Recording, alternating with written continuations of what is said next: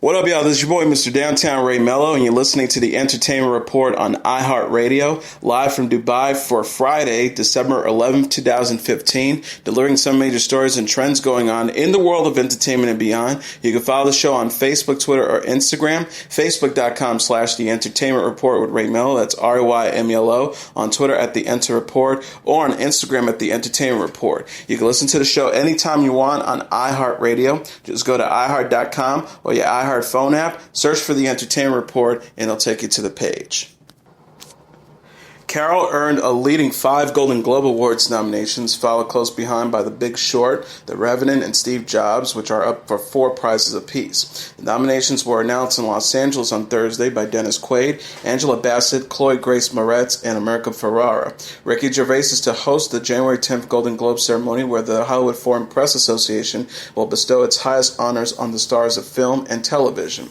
Here are the categories. For Best Motion Picture Drama, the nominees include Carol, Mad Max Fury Road, The Revenant, Room, and Spotlight. For Best Motion Picture, Musical, or Comedy, The Big Short, Joy, The Martian, Spy, and Trainwreck.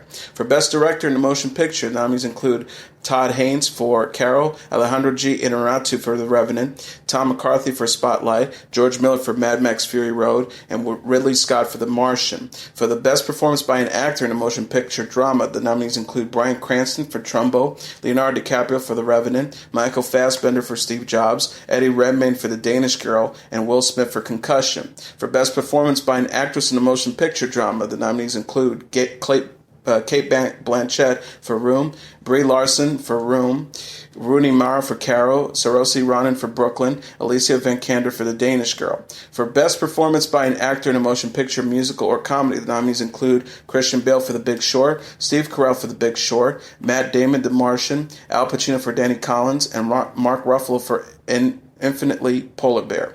For Best Performance by an Actress in a Motion Picture, Musical, or Comedy, the nominees include Jennifer Lawrence for Joy, Melissa McCarthy for Spy, Amy Schumer for Trainwreck, Maggie Smith for The Lady in the Van, and Lily Tomlin for Grandma. For Best Performance by an Actress in a Supporting Role in any Motion Picture, the nominees include Jane Fonda for Youth, Jennifer Jason Leigh for The Hateful Eight, Helen Mirren for Trumbo, Alicia Vikander for Ex Machina, Kate Winslet for Steve Jobs. For Performance by an Actor in a Supporting Role in any Motion Picture, the nominees include Paul Dano for Love and Mercy, Idris Elba for Beasts of No Nation, Mark Rylance for Bridge of Spies, Michael Shannon for 99 Homes, and Sylvester Stallone for Creed. For Best Animated Film, the nominees include Anomalisa, The Good Dinosaur, Inside Out, The Peanuts Movie, and Shaun the Sheep movie. For Best Foreign Language Film, the nominees include The Brand New Testament from Belgium, France, Luxembourg, The Club from Chile, The Fencer from Finland, Germany, Estonia, Mustang from France, and Soul of Sun from Hungary. Meanwhile, the long-running fantasy series Game of Thrones was nominated Thursday, alongside newcomers Empire, Mr. Robot, Narcos, and Outlander for the Golden Globe for Best Television Drama. The Best Television Series Drama, the nominees include Empire, Game of Thrones, Mr. Robot, Narcos, and Outlander. For Best Performance by an Actor in a Television Series Drama, the nominees include John Hamm for Mad Men, Rami Malek for Mr. Robot, Wagner Moura for Narcos, Bob Odenkirk for Better Call Saul, and Levi Schreiber for Ray Donovan. For Best Performance by an Actress in a Television Series Drama, the nominees include Catriona Balfe for Outlander, Viola Davis for How to Get Away with Murder, Eva Green for Penny Dreadful, Taraji P. Henson for Empire, and Robin Wright for House of Cards. Best Television Series Comedy, the nominees include Casual, Mozart in the Jungle, Orange is the New Black, Silicon Valley, Transparent, and V. For Best Performance by an Actor in a Television Series Comedy, the nominees include Aziz Ansari for Master of None, Gael Garcia Bernal for Mozart in the Jungle, Rob Lowe for The Grinder, Patrick Stewart for Blunt Talk, and Jeffrey Tambor from Transparent. For Best Performance by an Actress in a Television Series Comedy, the nominees include Rachel Bloom for Crazy Ex-Girlfriend, Jamie Lee Curtis for Scream Queens, Julia Louis-Dreyfus for Beat, Gina Rodriguez for Jane the Virgin, and Lily Tomlin for Grace and Frankie. For Best TV Movie or Limited Series, the nominees include American Crime, American Horror Story Hotel, Fargo, Flesh and Bone, and Wolf Hall. For Best Actor in a Limited Series or TV Movie, the nominees include Idris Elba for Luther, Oscar Isaac for Show Me a Hero, David Oyelowo for Night Gale, Mark Rylance for Wolf Hall, and Patrick Wilson for Fargo. For Best Actress in a Limited Series or TV Movie, the nominees include Kristen Dunst for Fargo, Lady Gaga for American Horror Story Hotel, Sarah Hay for Flesh and Bone, Felicity Huffman for American Crime, and Queen Latifah for Bessie. For Best Supporting Actress in a Series, Limited Series, or TV Movie, the nominees include Uzo Aduba for Orange is the New Black, Joanna Frograd for Downton Abbey, Regina King for American Crime, Judith Light for Transparent, and Maura Tierney for The Affair.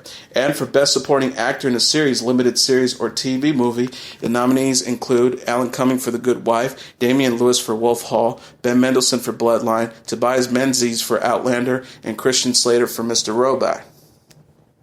The Legend of Tarzan released an action-packed first trailer Wednesday. True Blood star Alexander Skarsgård and The Wolf of Wall Street actress Margot Robbie portrayed Tarzan and Jane, respectively, with Inglourious Basterds baddie Christopher Waltz as the villain Captain Rome, a Belgian soldier. The preview touches upon Tarzan's childhood in the jungle, where he was raised by gorillas after his parents' death. The movie will follow the character now known as John Clayton III, Lord Greatstroke, after he returns to the Congo as an emissary. The Legend of Tarzan is based on the Edgar Wright's Burroughs character Tarzan and directed by David Yates, who helmed the final 4 Harry Potter films. The movie opens July 1st, 2016, and co-stars Samuel L. Jackson, Djimon Hounsou, and John Hurt. Skarsgård is best known for playing Eric Northman on True Blood and recently starred in A Diary of a Teenage Girl with Kristen Wiig. Robbie will next appear in The Big Short with Christian Bale and will portray Harley Quinn in Suicide Squad. George Lucas may have lost his way as an exploratory director because of his Star Wars sequel, says director Francis Ford Coppola. Talking to the press at the Marrakech International Film Festival this week, the Godfather director discussed the future of cinema, predicting daring experimentation in the film production. The topic led him to mention his friend Lucas, saying the big films were unfortunate for the filmmaker's career. He said, "I think Star Wars, it's a pity, because George Lucas was a very experimental, crazy guy, and he got lost in this big production and never got out of it. I still hope that he makes so much money out of it that he will just make some little movies. He promised me that he will." Regarding his own work, Coppola says he may have just a single additional film in the works before retirement. He says of the production, it may be very long and it may go in different places, talking about an Italian-American family saga titled Distant Vision. Last Sunday, Lucas reflected on Star Wars The Force Awakens, the latest installment directed by J.J. Abrams. He said on the red carpet at the Kennedy Center Honor Ceremony in Washington, D.C., "I think the fans are going to love it." Rita Wilson is reportedly cancer-free just 8 months after announcing her breast cancer diagnosis. The 59-year-old actress revealed the happy news at the Hollywood Reporter's Women in Entertainment breakfast on Wednesday, telling People magazine, "I am cancer-free, I'm 100% healthy." She said of her future plans, "I'll start a tour with my band in New York at the Cafe Carlyle for 2 weeks on February 23rd. I feel really blessed and very lucky. Part of the reason for going on tour is that I want to show people that you can have cancer and you can still be out there doing what you love to do." Wilson announced her breast cancer diagnosis in April after going a double mastectomy. The actress told the Huffington Post in October she got through the experience by practicing acceptance and taking each day a step at a time. She said, "I spoke to many survivors and women who had bilateral mastectomies. We shared information. My husband, kids, and friends kept me laughing and strong. I've been meditating twice a week. I thank God every day for being on this earth and for all the many blessings in my life." Wilson will resume her tour in March after her Carlisle shows and travel and perform with her band into May. The actress is known for playing Viola Walsh on The Good Wife and Eve Michaels on Girls, and shares sons Chet and Truman with husband, Academy Award-winning actor Tom Hanks. Chris Hemsworth says it was easier to film scenes for his 19th century set Mario Time adventure in the heat of the sea on the actual ocean that it was to work in the movie studio water tank. He said, "The stuff in the ocean I loved of it. I kind of loved. It was difficult on the whale boats because logistically getting on and off them was so difficult and tricky, and that is when we are at our hungriest and you will just sitting in the hot beating sun and you're either soaking wet or dry and you've got the beards glued on and falling off, and that was kind of uncomfortable," the 32-year-old Australian actor told the reporters in New York recently. He also added, but I've got to say, being out on the ocean and that period of the shoot, I did kind of love as well. As challenging as it was, the hardest stuff I thought was in the tank in London because it was freezing and there was a lot of night shots and we were basically it felt like a theme park from hell, being shot by water cannons and flipped out of boats. And director Ron Howard was on the loudspeaker and we couldn't even hear. That was sort of chaos. We thought the stuff on the ocean was going to be trickier, but I think the stuff in the studio ended up being more challenging because you are dealing with all the technical machines and things and so on. Whereas on the ocean, we just had to adapt to whatever the environment was doing and sort of get on with it, which was nice. In the Heart of the Sea opens on Friday. Based on the true story that inspired Herman Melville's classic whale tale, Moby Dick, it co-stars Ben Walker, Tom Hodlin, Brendan Gleeson, and Cillian Murphy. Sacha Baron Cohen, character Borat made a surprise appearance on Jimmy Kimmel Live Wednesday night to promote the upcoming film, The Brothers Grimsby. But during the seemingly impromptu conversation, the controversial character had something to say about an even more controversial one, presidential candidate Donald Trump. Speaking of Cohen, Borat says he is a real pain in my exit hole because his characters are very, very offensive. Ali G, Bruno, and his new one, Donald Trump. He said the only person who would ban Muslims is someone with a brain like a female chicken. It is clearly a parody of rich American racism. Host Jimmy Kimmel tried to convince the fictional character from Kazakhstan that Trump is indeed a real person, a fact to which he replied that Donald Trump is an absolute Kimmel, referring to an earlier joke regarding the host's last name as the equivalent word for a woman's vagina. Sacha Baron Cohen's character soon dropped the subject to discuss the filmmaker's upcoming comedy about two brothers separated at young age. Borat helped release the newest trailer for The Brothers Grimsby, which hits theaters March 11th. Celebrities Sofia Vergara, Jennifer Aniston, and Amy Schumer joined a handful of other celebrities and citizens in speaking out against gun violence. The stars were featured in a montage video highlighting repetition of the phrase, "We can end gun violence," uploaded Wednesday by Everytown for Gun Safety. The video also included a message from President Barack Obama, who encourages U.S. citizens to stand for the cause. Obama said, "When we come together, Americans can do anything." The video also features stars Kevin Bacon, Julianne Moore, Michael J. Fox, Deborah Messing, Nick Offerman, and more. The video emerges at a time of increased gun violence within the country and abroad. The Everytown movement aims to build safer communities. Kim Richards is reportedly doing well and staying sober. The 51-year-old reality star's younger sister, Kylie Richards, opened up about her sibling in an interview for People magazine's December 21st issue. The 46-year-old television personality is optimistic about her sister's progress despite relapses in the past. The Real Housewives of Beverly Hills star shared, "I spoke to Kim the other day and she was confident and strong. I was like, yes, let's keep you here. There are no guarantees, but I'm excited and hopeful." She also acknowledged there are no guarantees for someone who is an alcoholic. "I just hope Kim will be healthy, happy, and sober for the rest of her life. She got 4 amazing kids. She's an incredible mom, and she has a lot to look forward to."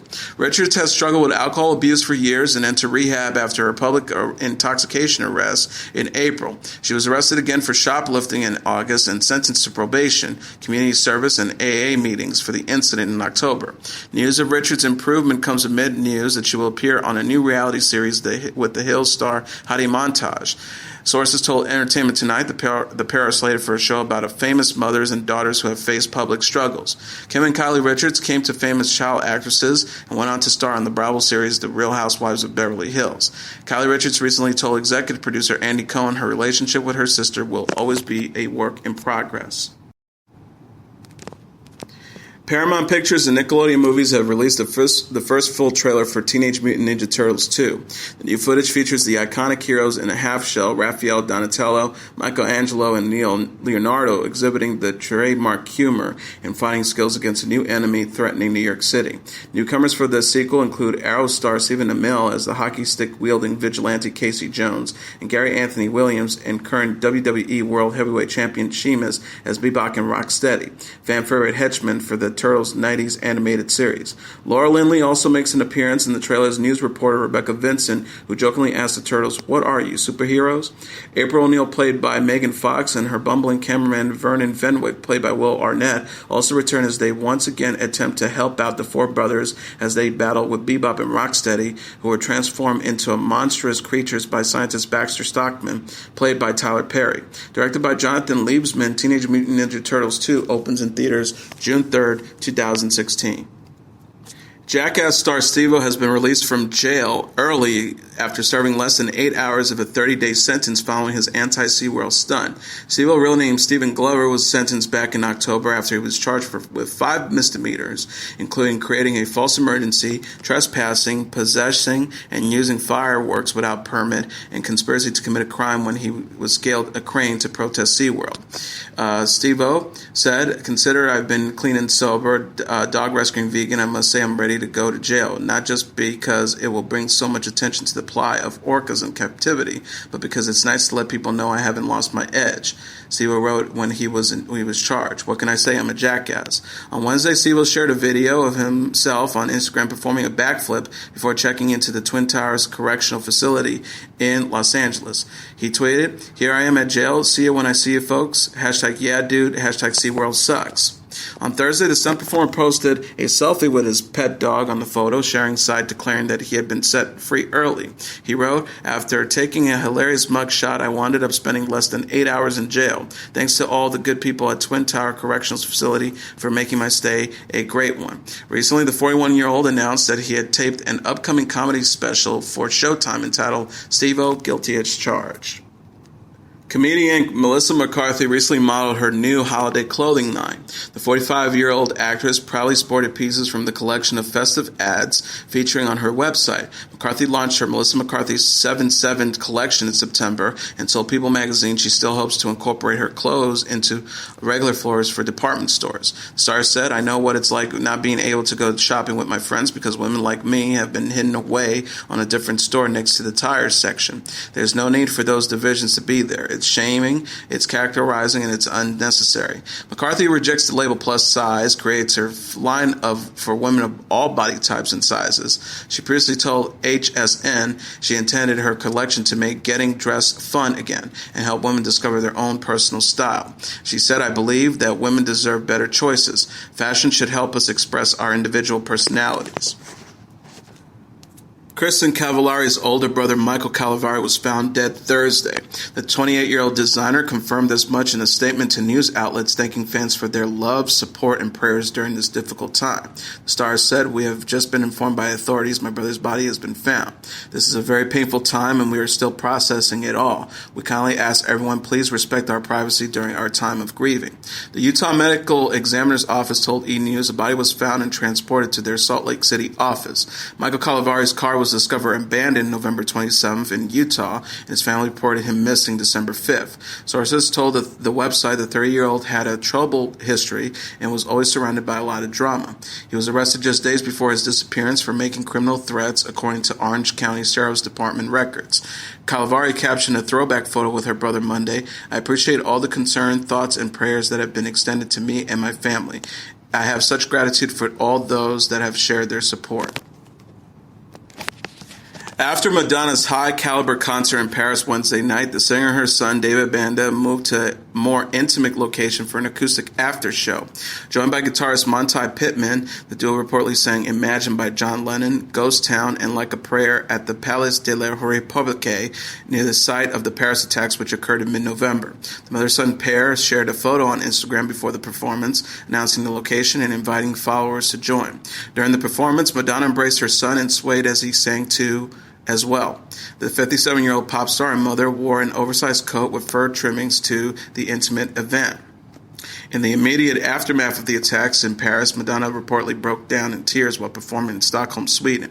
To the audience, she explained the difficulty of the performance in the midst of the tragedy. "So I need to take this moment to acknowledge the tragedy, the tragic killings, assassinations, and the senseless ending of precious life that occurred last night in Paris," she said. Of the attackers, she asserted, "They want to shut us up, they want to silence us, and we won't let them. We will never let them, because there is power in unity, and I do believe that as much chaos and pain and senseless senseless violence and terrorism that occurs around the world, not just in Paris. As much as it does occur, there's more goodness in this world. We are here to prove it. Former Oasis rocker Noel Gallagher has expressed his extreme dislike for fellow pop singer Adele. During an interview with Australia's music feeds, Gallagher was asked for his opinion on the current state of music. The normally outspoken songwriter didn't disappoint, stating, "Music has nosedived into fucking blandness, a sea of cheese." When asked about his reputation for always speaking his mind, Gallagher noted that, "I don't overthink anything that I do. If I get asked a question on anything, I give a straight answer. It is interesting that no one ever talks about my love for U2 and Coldplay, but there you go." Gallagher then started to criticize music's current leading lady. Lately, the one I've been asked about is Adele. "If someone wants to know what I think of Adele, I'll fucking tell them," he explained. "Not because I have any sort of agenda or because I'm trying to whip up any kind of hysteria. I just don't see what all the fuss is about. I don't like her music. I think it's music for fucking grannies." Adele has yet to respond, but is keeping busy with her record-breaking new album 25 and her recently announced European concert tour set up to kick off February 29th. Nicki Minaj stirred engagement rumors once more when she shared photos of a large diamond ring gifted by boyfriend rapper Meek Mill Wednesday. The rapper shared several photos of the expensive piece of jewelry while wearing it for her birthday festivities December 8th. Minaj has yet to mention the gift was in fact meant to symbolize an engagement. The Adele singer wrote alongside a close-up photo of the rock on Instagram, "Now this is what I'm talking about, baby. LOL. Love you." The ring consisted of a large square diamond surrounded by smaller ones mounted on a diamond-encrusted band. She typed alongside another post, "This stone is flawless. My voice. LOL." While celebrating her birthday alongside friends, Minaj proudly showed off the ring as she posed for photos. She also boasted about her outfit curated by NickiMinajCollection.com. She said, "Being shipped now." Mill celebrated his longtime boo's birthday by sharing a glamorous photo featuring himself in a suit staring down at Minaj as he exited a car in a studded bra. He wrote, "Happy birthday to the strongest, softest woman I know, my baby." Just before, he snapped a snapshot of 3 large, loose diamonds hinting at his birthday gift, writing, "A girl's best friend." Rumors Minaj and Mill were due to wed first started when the Mill rapper, who this year engaged in a rap war with Canadian star Drake, gifted his girlfriend a large yellow diamond ring in April of this year. A source says of their relationship at the time, both Meek and Nicki have been spending amazing quality time together lately and have gotten extremely close these past few months. It may seem like it is all happening very quickly, but Nicki and Meek are in this 100. They truly love each other. And now let's take a look at what happened on this date in entertainment history. On this date in 1964, Sam Cooke dies under suspicious circumstances in Los Angeles. On this date in 1964, in response to a reported shooting, officers of the Los Angeles Police Department were dispatched to the Hacienda Motel, where they found pop star Sam Cooke dead on the office floor, shot 3 times in the chest by the motel's manager, Bertha Franklin. The authorities ruled Cooke's death a case of justifiable homicide based on the testimony of Ms. Franklin, who claimed that Cooke had threatened her life after attempting to rape a young woman with whom he had checked earlier in. Even as the lurid details of the case were becoming common knowledge, some 200,000 fans turned out in the streets of L.A. and Chicago to mourn the passing of Sam Cooke, a man whose legacy seemed able to transcend the scandals surrounding his death. That legacy was built during a brief but spectacular run as a singer, songwriter, producer, and music publisher in the 1950s and early 1960s. Born in 1931 to a Baptist minister and his wife, Cooke's early musical development took place in the church. Like other early figures in what eventually would be called soul music, Cooke began his professional career singing gospel. As a member of the legendary Soul Stirrers since the age of 19, Cooke was given permission by his record label to begin recording secular music in 1956. You Send Me, 1957, was Sam Cooke's first pop smash, and it was followed by such classics as Chain Gang in 1960, Cupid 1961, and Twisting the Night Away in 1962, and the Dylan-inspired posthumous release that became an anthem of the civil rights movement, A Change Is Gonna Come, in 1964. His voice has been called the most important in the history of soul music, but just as important to Sam Cooke's historical standing is the fact that he also wrote all of the aforementioned hits, a remarkable fact for any popular singer of his time. In the years since his death, the circumstances surrounding Cooke's shooting has been called into question by his family and others. years. Though the truth of what happened on this date in 1964 might remain uncertain, Sam Cooke's place in the history of popular music is anything but.